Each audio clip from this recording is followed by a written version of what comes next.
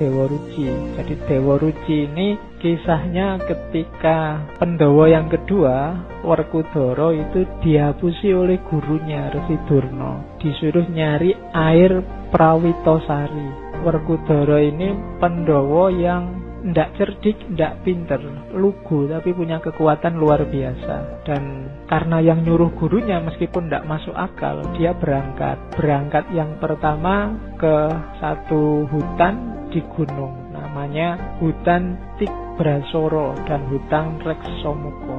Di sana dia ndak nemu air, ketemu dua raksasa namanya Rukmuka dan Rukmala. Tarung sama raksasa, menang dia, tapi nggak nemu airnya, terus kembali lagi ke gurunya Resi Durna. Resi Durna heran, padahal itu disuruh ke gunung itu biar ketemu raksasa itu dan kalah dan tewas, tapi bisa pulang menang. Terus sama Resi Durna, kalau gitu kamu kembali lagi, airnya nggak ada toh, kamu cari di tengah samudra, jalan kaki, nggak boleh naik kapal. Saudara-saudaranya mengingatkan, kamu itu dihapusi sama Resi Durna. Dia nggak peduli, loh yang nyuruh guru ya harus dilaksanakan apapun yang terjadi. Jalanlah dia ke tengah samudra.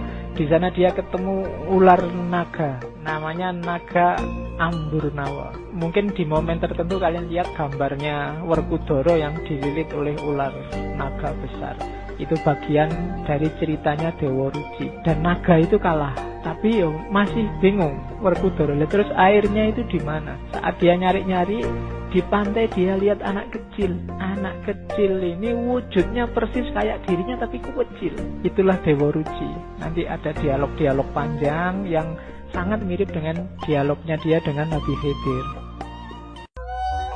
Kisah Dewa Ruci ya sebenarnya simbolisme cerita Mangnunggaling Kawula Gusti. Air Prawitosari itu ilmu sejati. Kalau gunung sama hutan itu ya simbol halangan-halangannya. Rukmuka, Rukmala itu halangan juga, halangan namanya Kamukten dan Kamulyan. Kalau Kamukten itu hubungannya sama kekayaan materi, Kamulyan itu kekayaan spiritual, status sosial, orang mulia dan mukti. Ini juga jadi halangan kalau bagi orang sufi. Sering-sering orang berhenti di situ atau jadi merasa besar di situ, dan ini harus dikalahkan. Jangan sampai kemuliaan dan kemuktian ini menjadi penghalang kita ketemu sama Allah. Termasuk ular naga, nafsu, hasrat, ego. Kalau raksasanya kalah, ular naganya kalah, kita akan ketemu Dewa Ruci, ilmu sejati.